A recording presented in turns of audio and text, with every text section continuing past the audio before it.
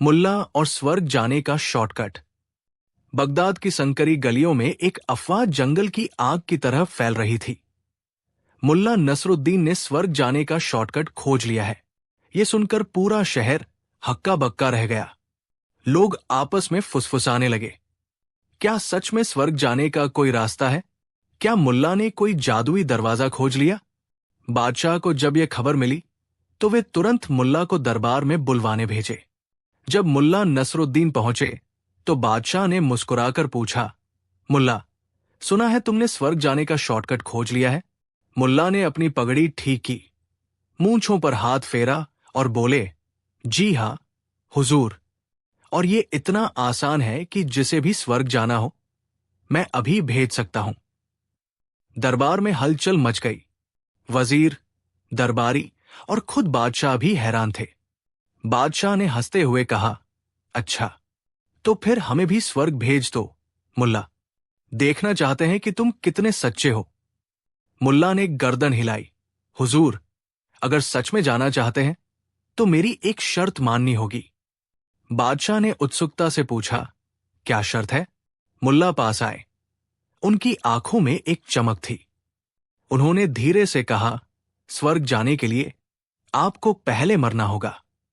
पूरा दरबार एक पल के लिए स्तब्ध रह गया। फिर जोरदार ठहाके गूंज उठे। लेकिन तभी बादशाह की आंखों में एक अजीब चमक आई। वे गहरी सोच में पड़ गए। क्या सच में मरने के बाद ही स्वर्ग जाना संभव है, या मुल्ला नसरुद्दीन के पास कोई और रहस्य छिपा है? मुल्ला और स्वर्ग जाने का शॉर्टकट भाग 2। बादशाह की आंखों में गहरी सोच उतर आई। पूरे दरबार में सन्नाटा छा गया। क्या सच में स्वर्ग जाने के लिए मरना जरूरी है?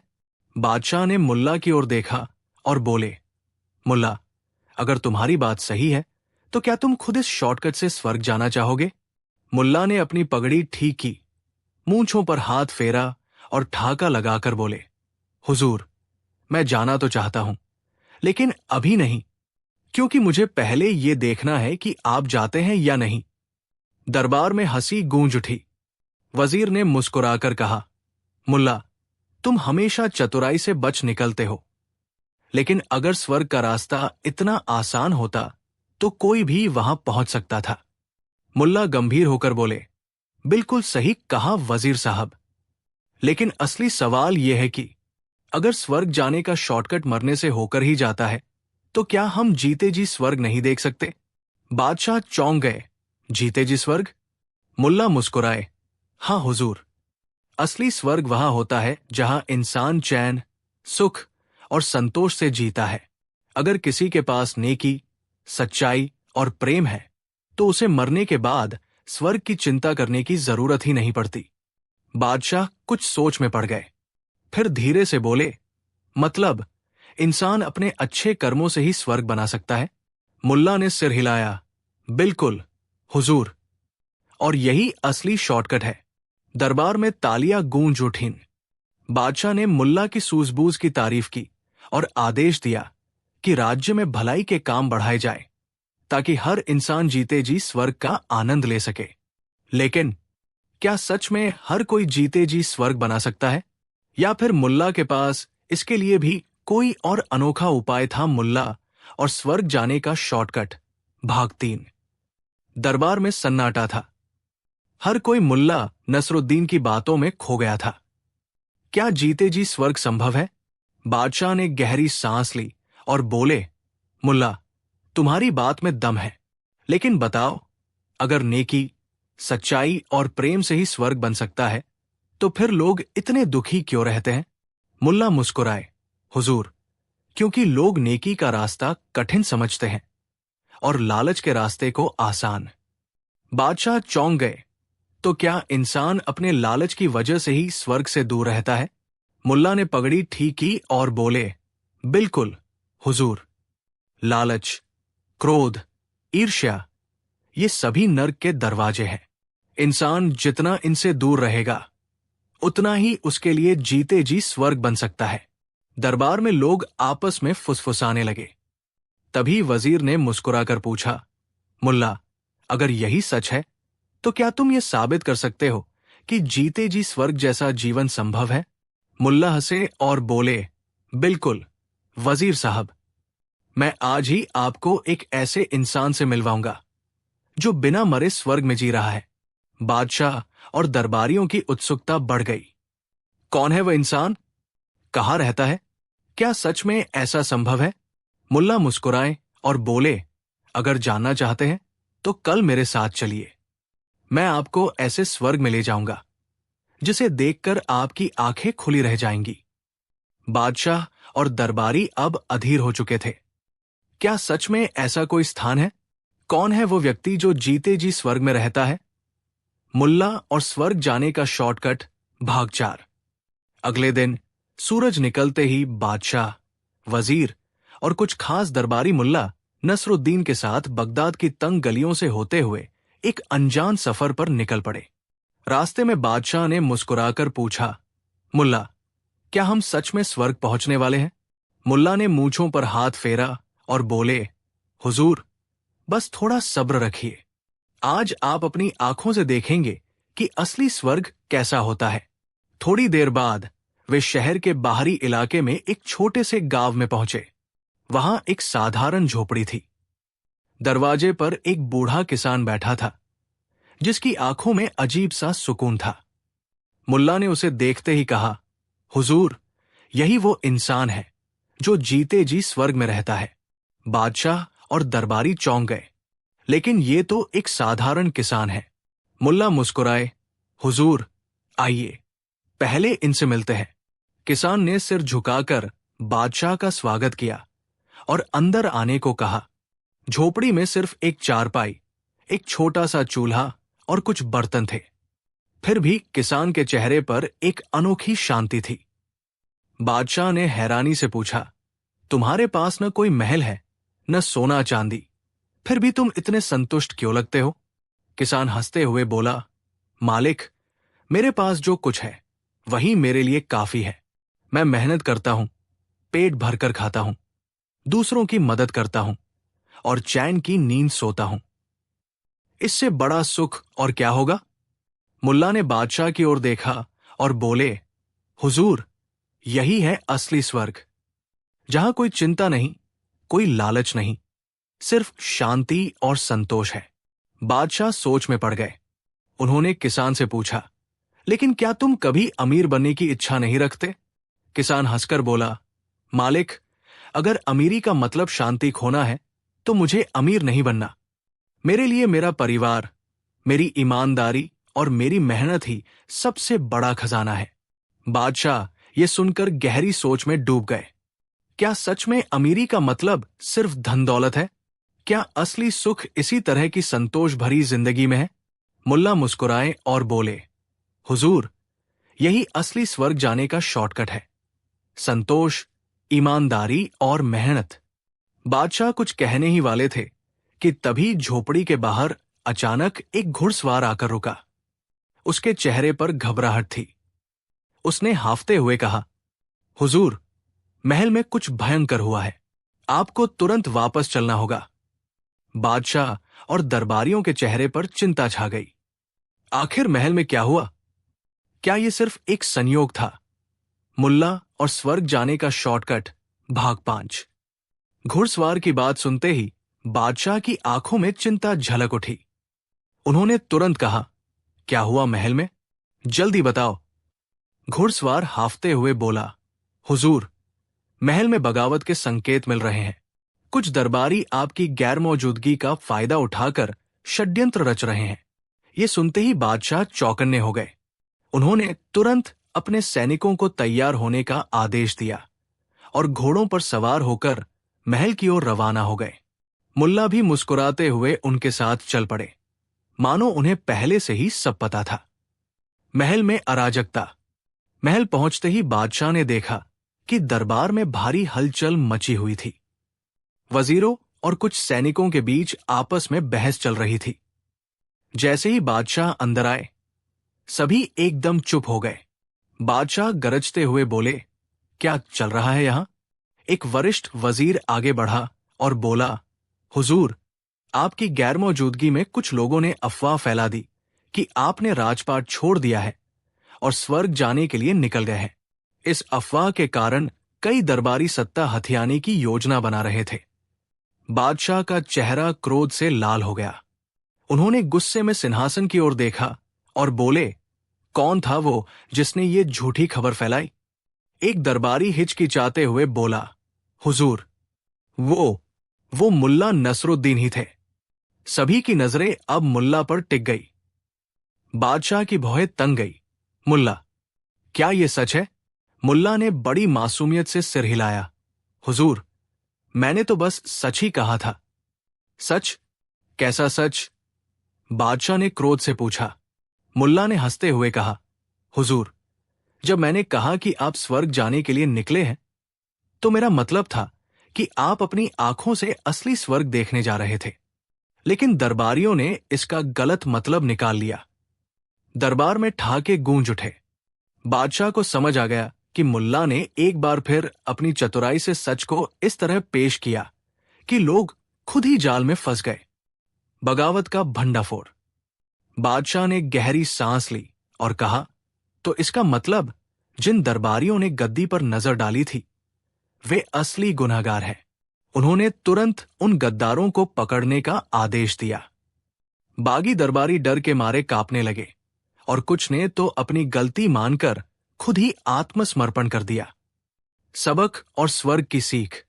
जब मामला शांत हुआ तो बादशाह ने मुल्ला की ओर देखा और मुस्कुराकर बोले, मुल्ला, तुम्हारी चतुराई हमेशा कमाल करती है, लेकिन सच बताओ, क्या तुमने जानबूझकर ये अफवाह उड़ाई थी? मुल्ला ने आंखें चमकाते हुए कहा, हुजूर, अगर ये न करता तो आप कभी ये नहीं देख पाते कि आपके दरबार में कौन वफादार है और कौन गद्दार। बादशाह हंस पड़े, तो तुम्हारा असली शॉर्टकट सिर्फ स्वर्ग तक ही नहीं, बल्कि सच्चाई तक भी पहुंचने का था। मुल्ला मुस्कुराए और बोले, हुजूर, असली स्वर्ग वही होता है जहां सच्चाई और न्याय राज करता है, और आपने आज साबित कर दिया कि आपका राज ही सबसे बड़ा स्वर्ग है। दरबार तालियों से गूंज उठा। बादशाह ने प्रसन्न होकर मुल्ला को इनाम दिया और ऐलान किया, हमारा साम्राज्य तभी स्वर्ग बनेगा जब यहां सच और न्याय बना रहेगा। पर क्या सच में हर कोई इस सीख को अपनाएगा, या फिर मुल्ला को अगली बार एक और नई चाल चलनी पड़ेगी? मुल्ला और स्वर्ग जाने का शॉर्टकट भाग 6। दरबार में जश्न का माहौल था। गद्दारों का पर्दाफाश हो चुका था। बादशाह संतुष्ट थे और मुल्ला नसरुद्दीन ने एक बार फिर अपनी चतुराई का जादू दिखा दिया था। लेकिन तभी बादशाह की नजर मुल्ला पर पड़ी, जो कोने में खड़े मुस्कुरा रहे थे, मानो अभी भी कुछ सोच रहे हों। बादशाह ने हल्की मुस्कान के साथ पूछा, मुल्ला, अब क्या योजना बना रहे हो? क्या तुम्हें अभी भी लगता है कि हमारा साम्राज्य स्वर्ग बन चुका है? मुल्ला ने ठहाका लगाया और बोले, हुजूर, अभी तो बस सफर शुरू हुआ है। क्या आपने कभी सोचा है कि स्वर्ग में राजा कैसा होता है? बादशाह चौंक गए। मतलब? मुल्ला आगे बढ़े और बोले, हुजूर, एक सच्चा राजा वो होता है जो सिर्फ सिंहासन पर बैठकर हुक्म न चलाए, बल्कि अपने प्रजा की असली परेशानियों को समझे। जब तक राजा को अपनी प्रजा का असली हाल नहीं पता, तब तक राज्य को स्वर्ग नहीं बनाया जा सकता। दरबार में हलचल मच गई। वजीरों ने एक दूसरे की ओर देखा। बादशाह गंभीर हो गए। तो क्या तुम कहना चाहते हो कि मैं अपनी प्रजा की परेशानियों से अनजान हूं? मुल्ला मुस्कुराए, हुजूर, इसे साबित करने का सिर्फ एक ही तरीका है। बादशाह ने उत्सुकता से पूछा, क्या तरीका? मुल्ला ने धीरे से कहा, अगर आप सच में जानना चाहते हैं कि आपकी प्रजा कैसा जीवन जी रही है, तो आपको राजा के रूप में नहीं, बल्कि आम आदमी के रूप में उनके बीच जाना होगा। बादशाह एक पल को चुप हो गए।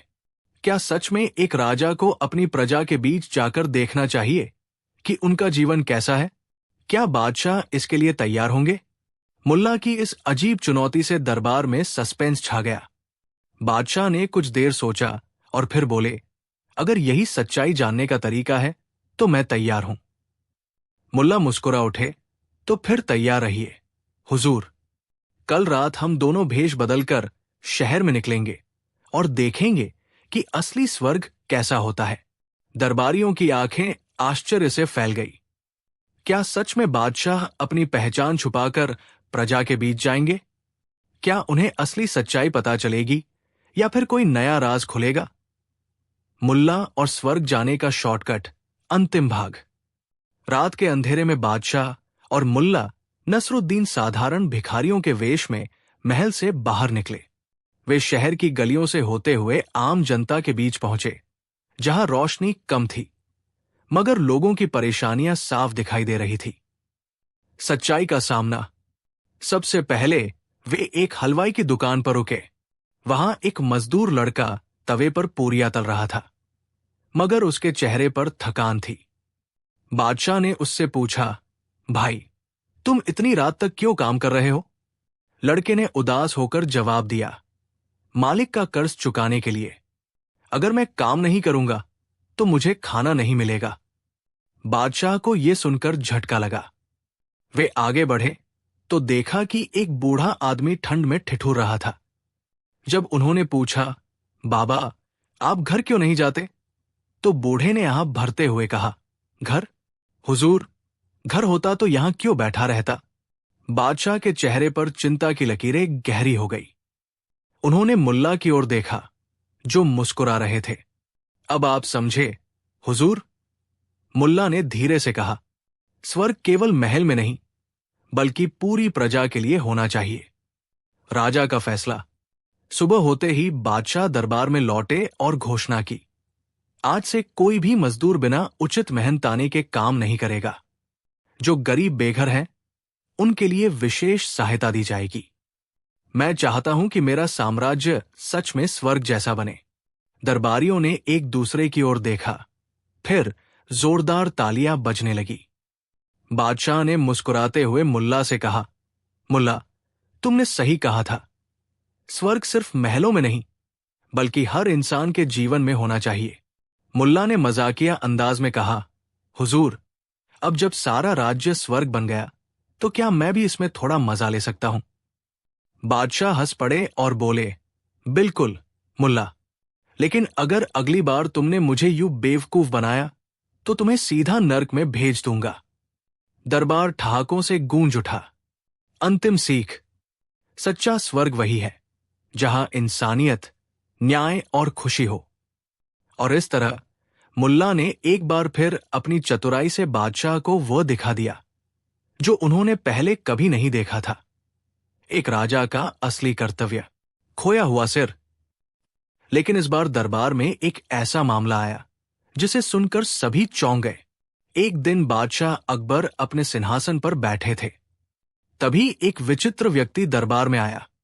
वो सिर से पैर तक सफेद कपड़ों में लिपटा हुआ था और बुरी तरह रो रहा था। अकबर ने उसे देखा और बोले, कहो, तुम्हारी क्या समस्या है?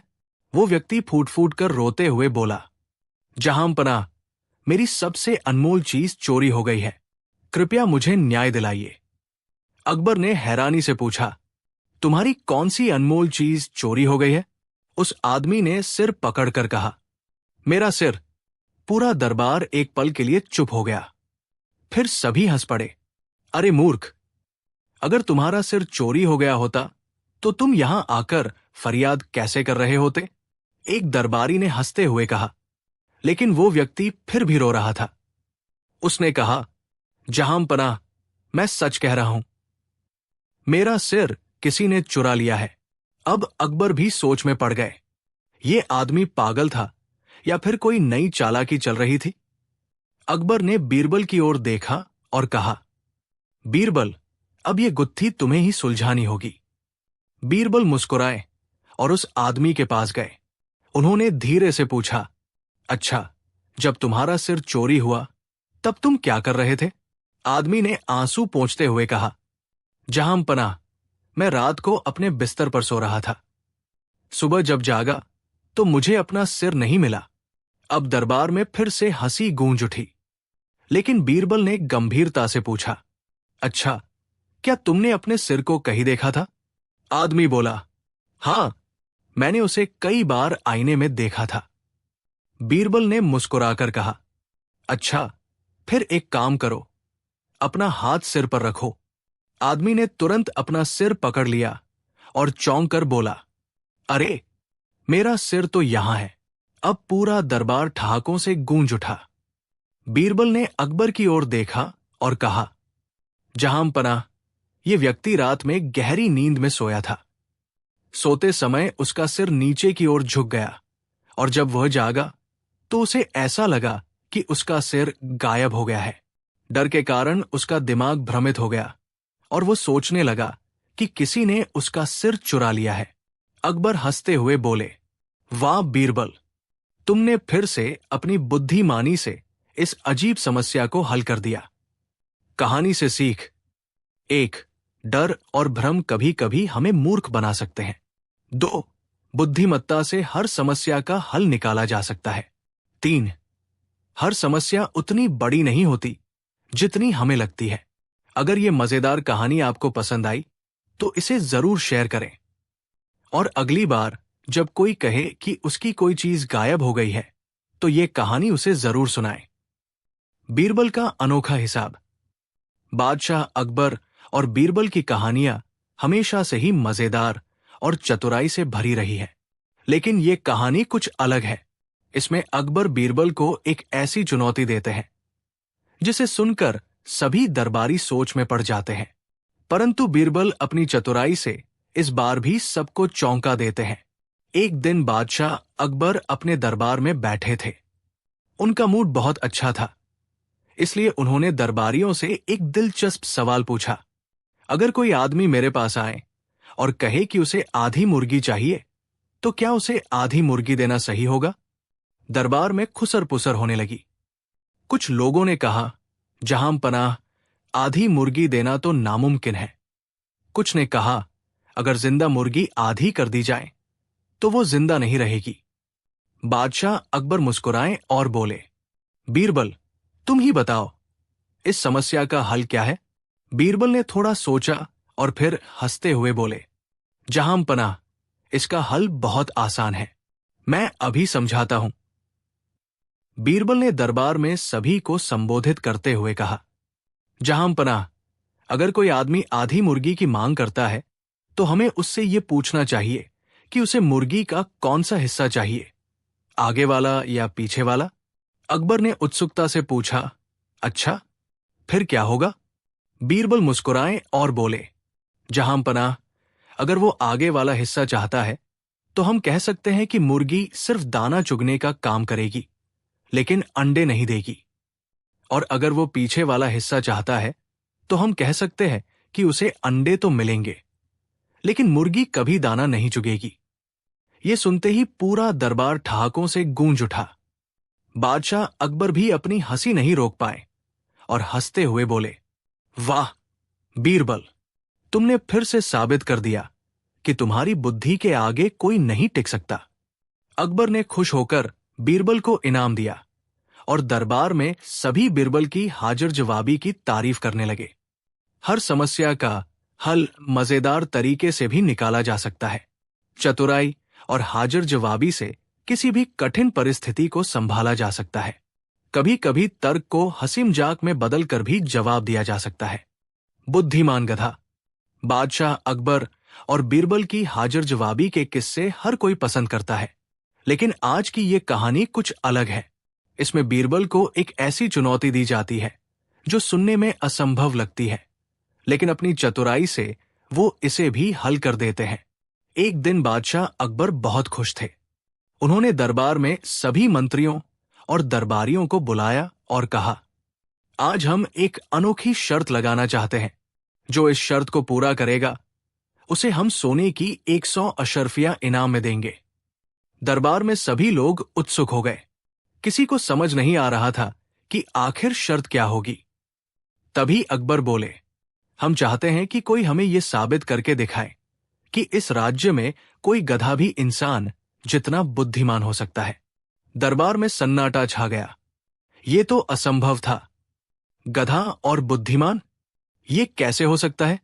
लेकिन तभी बीरबल मुस्कुराए और बोले, जहांपनाह, मुझे कुछ दिन का समय दीजिए, मैं इस चुनौती को जरूर पूरा करूंगा। अकबर ने हामी भर दी। अब सभी लोग बेसब्री से इंतजार करने लगे कि बीरबल क्या करने वाले हैं। बीरबल ने एक गधा लिया और उसे एक छोटे से कमरे में बंद कर दिया।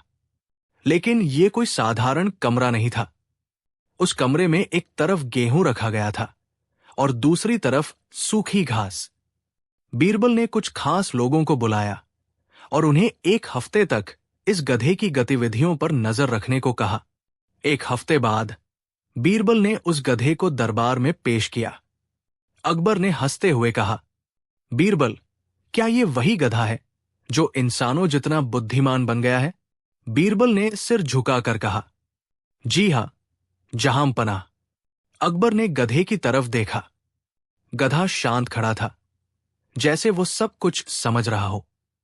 अकबर ने पूछा, तो बीरबल, बताओ, ये गधा कैसे बुद्धिमान हुआ?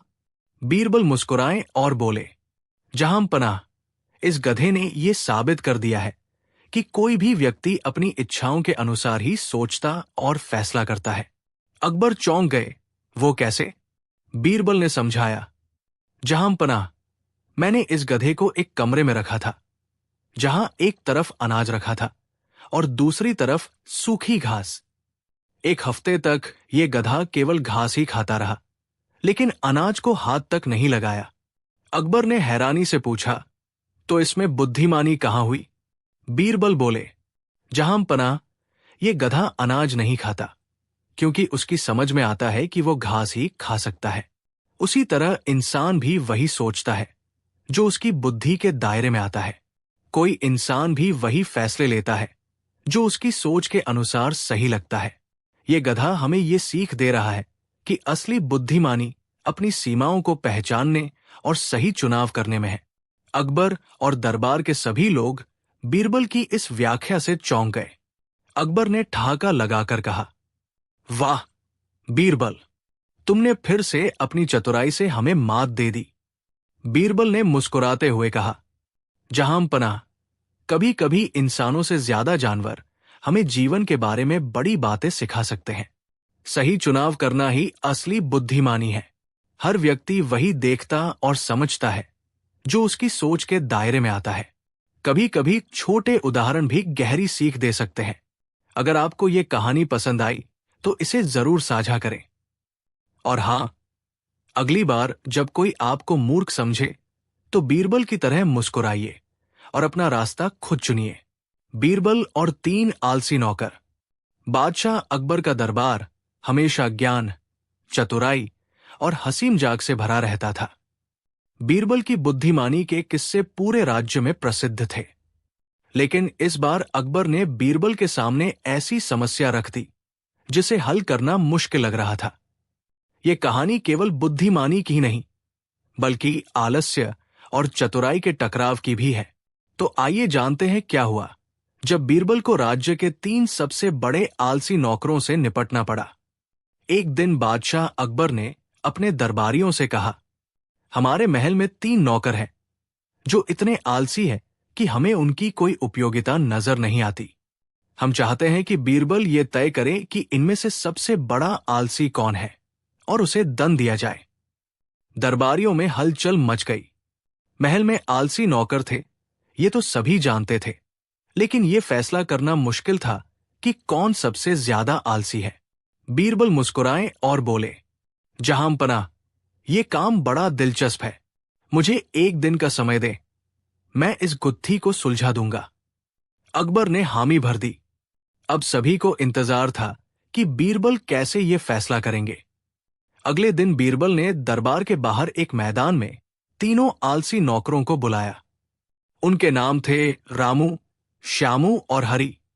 बीरबल ने तीनों को देखकर कहा, हम जानते हैं कि तुम तीनों बहुत आलसी हो, लेकिन आज हमें यह देखना है कि तुम में से सबसे बड़ा आलसी कौन है। इसलिए हम तुम्हारे लिए एक आसान परीक्षा रखेंगे। रामू, श्यामू और हरि एक दूसरे को देखने लगे। बीरबल ने मैदान के दूसरी ओर एक थाली में स्वादिष्ट भोजन रखवा दिया और बोले, जो भी सबसे पहले वहां जाकर खाना खा लेगा वो इस परीक्षा में पास हो जाएगा। लेकिन ध्यान रहे, तुम्हें वहां तक अपने तरीके से जाना होगा। अब देखने वाली बात यह थी कि तीनों में से कौन सबसे ज्यादा आलसी था। रामू ने सबसे पहले हरकत की, लेकिन उसने चलने के बजाय जोर जोर से चिल्लाना शुरू कर दिया। कोई है? कोई मुझे इस थाली तक ले चले। उसने खुद को हिलाने तक की जहमत नहीं उठाई। उसे लगा कि कोई उसे उठाकर वहां ले जाएगा और उसे मेहनत नहीं करनी पड़ेगी। बीरबल ने हंसते हुए कहा, रामू, तुम काफी आलसी हो, लेकिन देखते हैं कि बाकी दो क्या करते हैं। श्यामू ने एक और तरकीब निकाली। उसने पास में पड़ी एक लकड़ी ली और उसे जमीन पर रखकर धक्का देते हुए खुद को धीरे धीरे उस तरफ सरकाने लगा। बीरबल ने यह देखकर सिर हिलाया और कहा, श्यामू, तुम्हें चलने की मेहनत तो करनी ही पड़ी। चलो अब देखते हैं कि हरी क्या करता है। अब हरी की बारी थी, लेकिन उसने कुछ और ही किया। वो अपनी जगह पर आराम से लेटा रहा और धीरे से बोला, मुझे भूख ही नहीं लगी। मैं तो वैसे भी कुछ खाता नहीं। अब यह सुनकर पूरा दरबार ठहाकों से गूंज उठा। बीरबल ने बादशाह अकबर की ओर देखा और कहा, जहां पनाह, हमें हमारा सबसे बड़ा आलसी मिल गया। जो इंसान खुद को हिलाने की भी जहमत नहीं उठाता और बहाने बनाकर भूख तक को इनकार कर देता है, वही सबसे बड़ा आलसी है।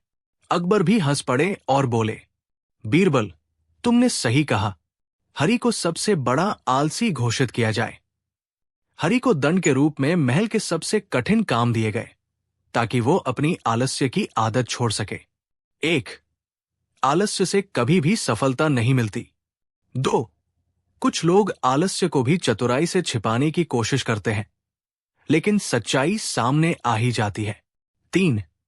बुद्धिमान व्यक्ति हमेशा आलसी और मेहनती व्यक्ति में अंतर समझ सकता है। अगर ये मजेदार कहानी आपको पसंद आई तो इसे जरूर शेयर करें। और हां, अगली बार जब कोई आलसी बने तो उसे बीरबल की ये कहानी जरूर सुनाएं। बीरबल की सजा। बादशाह अकबर और बीरबल की दोस्ती जगजाहिर थी। अकबर अपने चतुर मंत्री बीरबल से हमेशा नई नई पहेलियां पूछते और बीरबल हर बार अपनी बुद्धिमत्ता से उन्हें चौंका देते। लेकिन इस बार अकबर ने बीरबल के लिए ऐसी परीक्षा रखी जिससे निकलना असंभव लग रहा था। एक दिन जब दरबार लगा था, बादशाह अकबर बहुत गंभीर दिख रहे थे। उन्होंने सभी दरबारियों की ओर देखा और कहा, आज हम एक बहुत महत्वपूर्ण फैसला लेने जा रहे हैं। हमें इस राज्य में न्याय व्यवस्था को और भी मजबूत बनाना है। हम चाहते हैं कि हर अपराधी को उसके गुनाह के हिसाब से सजा दी जाए। दरबारियों ने सहमति में सिर हिलाया। अकबर आगे बोले, लेकिन इससे पहले हमें यह देखना होगा कि हमारी सजा कितनी प्रभावी है। इसलिए आज हम बीरबल को अपराधी मानते हुए एक सजा देंगे। ये सुनते ही दरबार में सन्नाटा छा गया। सभी दंग रह गए। बीरबल तो राज्य के सबसे चतुर व्यक्ति थे, फिर उन्हें किस अपराध में सजा दी जा रही थी? बीरबल खुद मुस्कुराकर बोले, जहां पनाह, ये बड़ा रोचक है, लेकिन मेरा अपराध क्या है? अकबर ने ठहाका लगाते हुए कहा, तुम्हारा अपराध यही है कि तुम बहुत चतुर हो। अब देखना यह है कि तुम हमारी सजा से कैसे बचते हो। बीरबल थोड़ा सोचने लगे। अकबर ने आगे कहा, तुम्हें कल सुबह सूरज उगने से पहले फांसी दे दी जाएगी। अब सभी दरबारी घबरा गए। ये कैसी सजा थी? क्या अकबर सच में बीरबल को फांसी देना चाहते थे? बीरबल ने कुछ देर सोचा और फिर मुस्कुराते हुए बोले, जहां पनाह, आपकी सजा सिराखों पर, लेकिन मैं आपसे एक विनती करना चाहता हूं। अकबर बोले, कहो बीरबल, क्या चाहते हो? बीरबल बोले, मैं चाहता हूं कि मेरी फांसी उस समय दी जाए जब सूरज न उगा हो और न ही पूरी तरह डूबा हो। अकबर ने सोचा और कहा, ठीक है, ऐसा ही होगा। अब दरबारियों को समझ नहीं आया कि बीरबल ने ये क्या शर्त रखी है, लेकिन अगले दिन सुबह जैसे ही सूरज उगने लगा, जल्लादों ने बीरबल को बुलाया।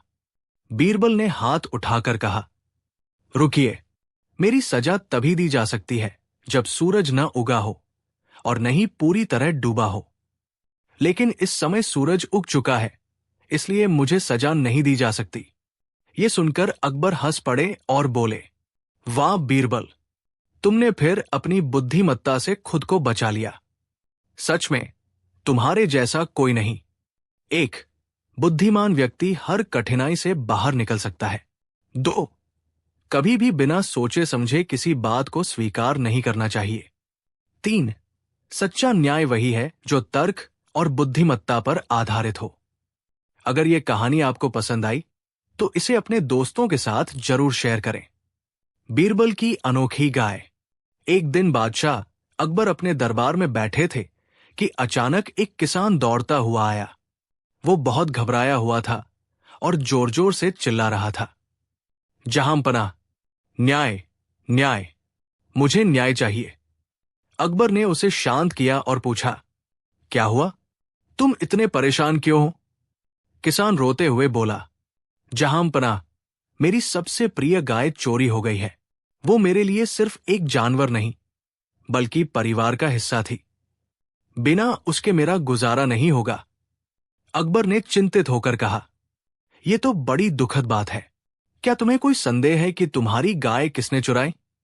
किसान बोला, मुझे पूरा यकीन है कि मेरे ही गांव के 4 लोग इस चोरी में शामिल हैं, लेकिन वे सब झूठ बोल रहे हैं। अब अकबर ने बीरबल की ओर देखा और कहा, बीरबल, अब यह जिम्मेदारी तुम्हारी है। पता लगाओ कि असली चोर कौन है। बीरबल मुस्कुराए और बोले, जहांपनाह, यह काम बड़ा रोचक है। मुझे 1 दिन का समय दीजिए, मैं असली चोर का पता लगा लूंगा। बीरबल ने गांव जाकर उन 4 लोगों को बुलाया जिन पर किसान को शक था।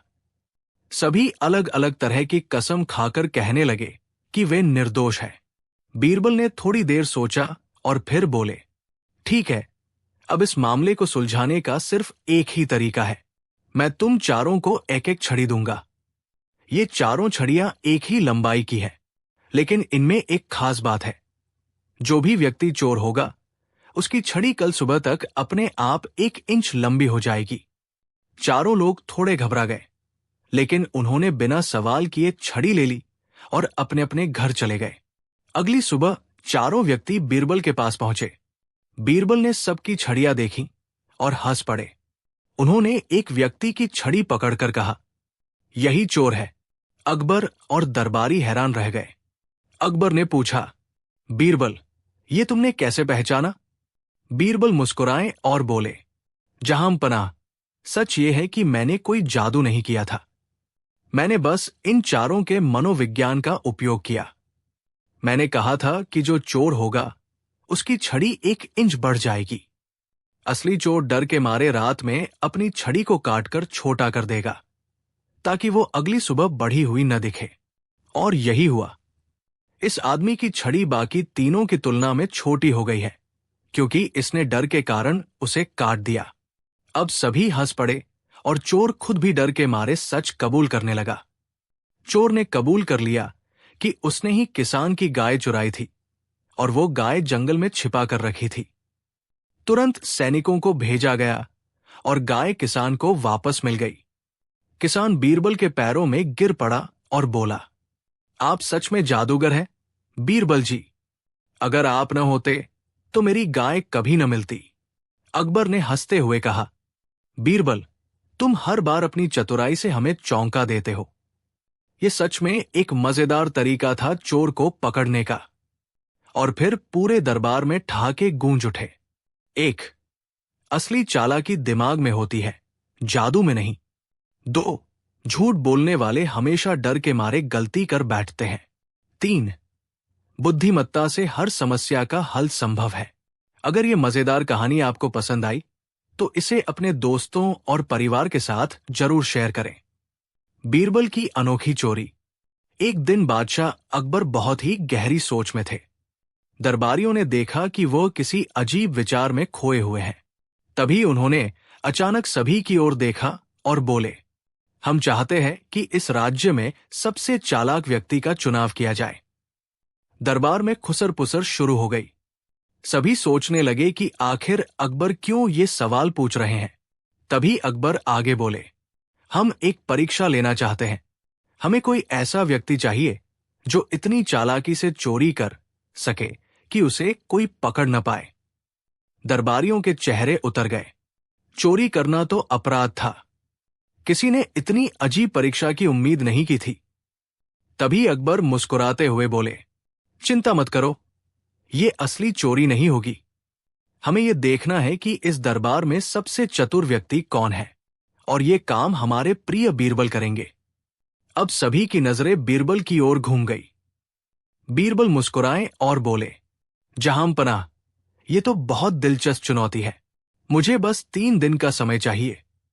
अकबर ने हामी भर दी। अब सबको इंतजार था कि बीरबल क्या करने वाले हैं। अगले 3 दिनों तक बीरबल बिल्कुल गायब हो गए।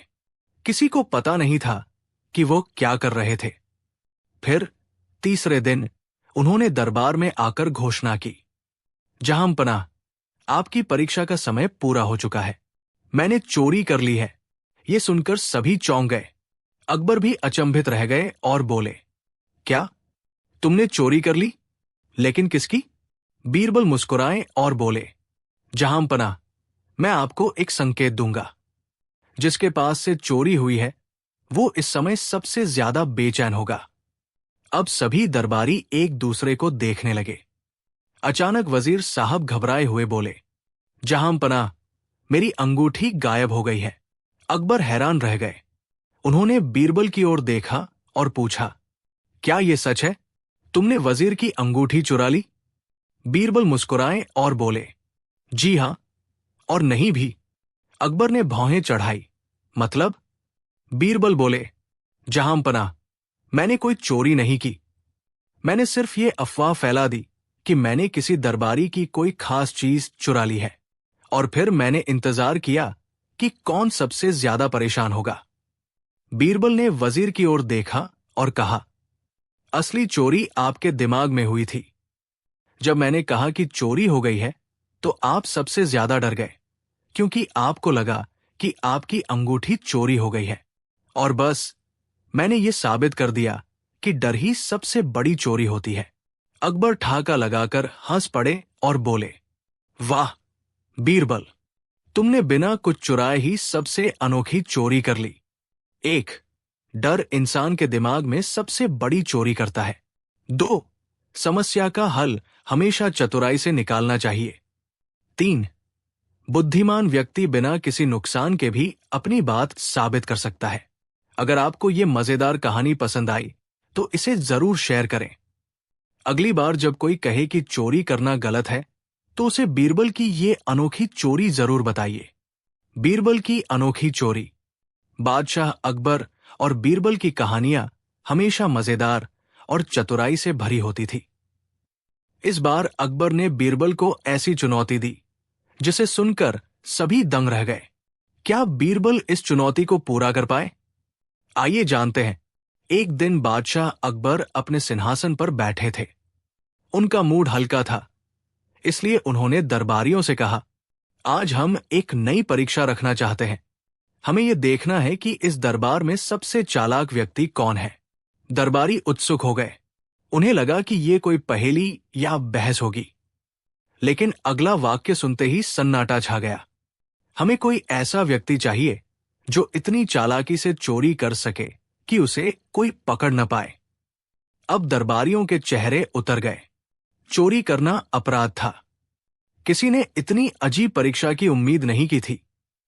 तभी अकबर मुस्कुराते हुए बोले, चिंता मत करो, ये असली चोरी नहीं होगी। हमें यह देखना है कि इस दरबार में सबसे चतुर व्यक्ति कौन है, और ये काम हमारे प्रिय बीरबल करेंगे। अब सभी की नजरें बीरबल पर थी। बीरबल मुस्कुराए और बोले, जहांपनाह, ये बहुत दिलचस्प चुनौती है। मुझे बस 3 दिन का समय चाहिए। अकबर ने हामी भर दी। अब सबको इंतजार था कि बीरबल क्या करने वाले हैं। अगले 3 दिनों तक बीरबल पूरी तरह गायब हो गए। किसी को पता नहीं था कि वो क्या कर रहे थे। तीसरे दिन जब दरबार लगा तो सभी उत्सुक थे। अचानक बीरबल दरबार में आए और ऐलान किया, जहांपनाह, आपकी परीक्षा का समय पूरा हो चुका है। मैंने चोरी कर ली है। ये सुनकर सभी चौंक गए। अकबर भी अचंभित रह गए और बोले, क्या तुमने चोरी कर ली? लेकिन किसकी? बीरबल मुस्कुराए और बोले, जहांपनाह, मैं एक संकेत दूंगा। जिसके पास से चोरी हुई है वो इस समय सबसे ज्यादा बेचैन होगा।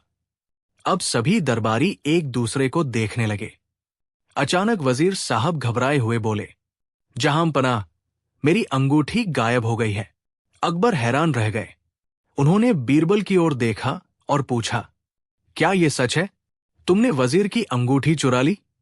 बीरबल मुस्कुराए और बोले, जी हां, और नहीं भी। अकबर ने भौहें चढ़ाई। मतलब? बीरबल बोले, जहां पनाह, मैंने कोई चोरी नहीं की। मैंने सिर्फ ये अफवाह फैला दी कि मैंने किसी दरबारी की कोई खास चीज चुरा ली है, और फिर मैंने इंतजार किया कि कौन सबसे ज्यादा परेशान होगा। बीरबल ने वजीर की ओर देखा और कहा, असली चोरी आपके दिमाग में हुई थी। जब मैंने कहा कि चोरी हो गई है तो आप सबसे ज्यादा डर गए, क्योंकि आपको लगा कि आपकी अंगूठी चोरी हो गई है। और बस मैंने ये साबित कर दिया कि डर ही सबसे बड़ी चोरी होती है। अकबर ठाका लगाकर हंस पड़े और बोले, वाह बीरबल, तुमने बिना कुछ चुराए ही सबसे अनोखी चोरी कर ली। लेकिन कहानी यही खत्म नहीं हुई। जब सब हंस रहे थे तभी दरबार का एक सैनिक दौड़ता हुआ आया और बोला, जहां पनाह, कुछ अजीब हुआ है। महल के खजाने से एक सोने का सिक्का गायब है। अब पूरी सभा एकदम चौंक गई। क्या सच में चोरी हो गई थी? अकबर ने बीरबल की ओर देखा। बीरबल, अब तुम क्या कहोगे? बीरबल मुस्कुराए और बोले, जहां पनाह, मुझे इस मामले की जांच करने दीजिए। मुझे बस एक दिन का समय चाहिए। अकबर ने इजाजत दी। बीरबल ने सबसे पहले उस सैनिक को बुलाया जिसने चोरी की खबर दी थी। उसने कहा, मैंने देखा कि कल रात खजाने की गिनती हो रही थी। जब मैंने आज सुबह फिर से गिना तो एक सिक्का कम था। बीरबल ने थोड़ा सोचा और फिर सभी खजांची और सेवकों को बुलाया। आज हम एक प्रयोग करेंगे, बीरबल बोले। उन्होंने सभी खजांची को एक एक छड़ी पकड़ाई और कहा, ये सभी छड़ियां देखने में एक जैसी है, लेकिन जो चोर होगा उसकी छड़ी रात भर में 1 इंच बढ़ जाएगी। अब सभी सेवक डर गए। रात भर सब अपनी अपनी छड़ी को घूरते रहे। सुबह जब बीरबल ने छड़ियां देखी तो उन्होंने तुरंत चोर को पकड़ लिया। अकबर ने पूछा, बीरबल, तुमने चोर को कैसे पहचाना? बीरबल मुस्कुराए और बोले, जहां पनाह, सच तो यह है कि कोई भी छड़ी बढ़ने वाली नहीं थी, लेकिन जो चोर था वो डर के मारे अपनी छड़ी को थोड़ा काट कर छोटा कर चुका था ताकि पकड़ा न जाए, और इसी से हमें असली चोर मिल गया। चोर पकड़ा गया और सभी बीरबल की चालाकी की तारीफ करने लगे। अकबर ने बीरबल को सोने की अशर्फियां इनाम में दी और कहा, बीरबल, तुम सच में सबसे चतुर व्यक्ति हो। 1, डर इंसान की सबसे बड़ी कमजोरी है। 2, कभी कभी बिना कुछ किए भी बड़ी बातें साबित की जा सकती है। 3, बुद्धिमान व्यक्ति हमेशा हर स्थिति में हल निकाल सकता है। अगर आपको ये मजेदार कहानी पसंद आई तो इसे जरूर शेयर करें। अगली बार जब कोई कहे कि चोरी करना गलत है तो उसे बीरबल की ये अनोखी चोरी जरूर बताइए। सोने का अंडा देने वाली मुर्गी। बादशाह अकबर के दरबार में हमेशा नई नई घटनाएं होती रहती थी, लेकिन इस बार जो हुआ उसने पूरे दरबार को हंसी और अचरज में डाल दिया। ये कहानी है एक लालची आदमी की जिसने अपनी चालाकी से सबको बेवकूफ बनाने की कोशिश की, लेकिन बीरबल की बुद्धिमत्ता के आगे उसकी एक न चली। एक दिन दरबार में एक अमीर व्यापारी रोता हुआ आया और बादशाह अकबर के सामने गिर पड़ा। जहां पनाह, मुझे न्याय चाहिए, उसने रोते हुए कहा। अकबर ने उसे शांत करते हुए पूछा, क्या हुआ? तुम इतने परेशान क्यों हो? व्यापारी ने आंसू पोंछते हुए कहा, जहां पनाह, मेरी सबसे कीमती चीज चोरी हो गई है, मेरी सोने के अंडे देने वाली मुर्गी। पूरे दरबार में कानाफूसी शुरू हो गई। सोने के अंडे देने वाली मुर्गी? ये तो अनसुनी बात थी। अकबर ने पूछा, क्या तुम सच कह रहे हो? तुम्हारे पास सच में सोने के अंडे देने वाली मुर्गी थी? व्यापारी ने सिर हिलाया और बोला, जी हां, जहां पनाह, वो हर दिन एक सोने का अंडा देती थी। लेकिन किसी ने उसे चुरा लिया। अकबर को यह बात थोड़ी अजीब लगी, लेकिन उन्होंने बीरबल की ओर देखा और बोले, बीरबल, ये मामला तुम्हें सौंपा जाता है। हमें इस चोरी का सच पता लगाना होगा। बीरबल मुस्कुराए और बोले, जहां पनाह, मैं इस रहस्य को जरूर सुलझाऊंगा। बीरबल ने सबसे पहले व्यापारी से पूछा, तुम्हें कैसे पता चला कि तुम्हारी मुर्गी चोरी हो गई है? व्यापारी बोला, कल रात तक वह थी, लेकिन सुबह जब मैं उठा तो वो गायब थी। बीरबल ने आगे पूछा, तुम्हारे घर में कौन कौन रहता है? व्यापारी बोला, मैं, मेरी पत्नी, मेरा नौकर रामू और मेरा दोस्त श्याम, जो कुछ दिनों से मेरे घर रुका हुआ था। बीरबल ने सोचा और फिर कहा, ठीक है, मैं इन तीनों से बात करना चाहता हूं। बीरबल सबसे पहले व्यापारी के घर गए और तीनों से अलग अलग पूछताछ की। नौकर रामू ने कहा, मुझे कुछ नहीं पता हुजूर, मैं रात को सो गया था। जब सुबह उठा तो मुर्गी गायब थी। व्यापारी की पत्नी बोली, मैं भी कुछ नहीं जानती, मैंने मुर्गी को आखिरी बार कल शाम देखा था। अब बारी आई व्यापारी के दोस्त श्याम की। उसने घबराते हुए कहा, मैं भी कुछ नहीं जानता, मैं तो यहां मेहमान हूं। बीरबल ने सबको ध्यान से देखा और फिर कुछ देर सोचकर कहा, ठीक है, मैं इस चोरी का पता लगा लूंगा, लेकिन पहले मुझे तुम्हारे घर के पिछवाड़े का दौरा करना होगा। बीरबल व्यापारी के घर के पीछे गए और वहां जमीन पर कुछ अजीब निशान देखे। ये पंजों के निशान थे, लेकिन वे सीधे नहीं जा रहे थे, बल्कि गोल गोल घूम रहे थे। उन्होंने तुरंत एक सैनिक से कहा, इन निशानों को ध्यान से देखो और बताओ कि क्या ये किसी मुर्गी के हैं? सैनिक ने कहा, जी हां, ये निशान किसी मुर्गी के ही लगते हैं, लेकिन ये अजीब तरीके से बने हैं, जैसे कोई जानबूझकर इन्हें घुमा रहा हो। बीरबल मुस्कुराए और बोले, अब मामला साफ हो गया है। बीरबल दरबार में वापस आए और बोले, जहां पनाह, मुझे चोर का पता चल गया है। अकबर ने हैरानी से पूछा, तो बताओ, किसने चोरी की? बीरबल मुस्कुराए और बोले, चोरी किसी ने नहीं की, बल्कि ये एक झूठी कहानी है। सभी चौंक गए। बीरबल ने व्यापारी की ओर देखा और बोले, सच बताओ, क्या सच में तुम्हारी मुर्गी सोने के अंडे देती थी? व्यापारी ने घबराकर कहा, हां हां, बिल्कुल। क्यों, आपको विश्वास नहीं? बीरबल बोले, अगर तुम्हारी मुर्गी सोने के अंडे देती थी तो तुम्हारे पास बहुत सारे सोने के अंडे होने चाहिए थे। क्या तुम दरबार में एक भी अंडा दिखा सकते हो? व्यापारी चुप हो गया। बीरबल आगे बोले, और दूसरी बात, तुम्हारे घर के पीछे जो निशान मिले वे ये बताते हैं कि कोई मुर्गी वहां खुद ही घूम रही थी, लेकिन अचानक निशान रुक जाते हैं, जैसे वो उड़कर गायब हो गई हो। क्या तुम्हारी मुर्गी उड़ना जानती थी? अब व्यापारी पसीने पसीने हो गया। बीरबल बोले, सच बताओ, तुम्हारी मुर्गी को किसी ने चुराया नहीं है, बल्कि तुमने खुद उसे गायब किया है ताकि झूठी शिकायत करके इनाम पा सको। अब व्यापारी डर गया और सच कबूल कर लिया। मुझे माफ कर दीजिए जहां पनाह, मैंने लालच में आकर झूठ बोला। मैंने सोचा कि अगर मैं झूठी कहानी सुनाऊंगा तो आप मुझे सोने का कुछ इनाम देंगे। बादशाह अकबर ने गुस्से से कहा, तुम्हारी ये चालाकी माफ करने लायक नहीं है। तुम्हें 1 महीने की जेल होगी, ताकि तुम भविष्य में दोबारा ऐसी धोखेबाजी करने की हिम्मत न करो। व्यापारी सिर झुकाकर खड़ा रहा। अकबर हंसे और बोले, बीरबल, तुमने फिर से अपनी बुद्धिमत्ता से हमें प्रभावित कर दिया। सच में तुमसे ज्यादा चतुर कोई नहीं। बीरबल मुस्कुराए और बोले, जहां पनाह, लालच इंसान को मूर्ख बना देता है। इस व्यापारी ने अपनी ही चालाकी से खुद को फंसा लिया। पूरे दरबार में हंसी गूंज उठी और इस घटना की चर्चा पूरे राज्य में होने लगी। 1. झूठ और लालच का अंत हमेशा बुरा होता है। 2. बुद्धिमानी से हर झूठ का पर्दाफाश किया जा सकता है। 3. धोखेबाज कितना भी चालाक क्यों न हो, सच्चाई एक न एक दिन सामने आ ही जाती है।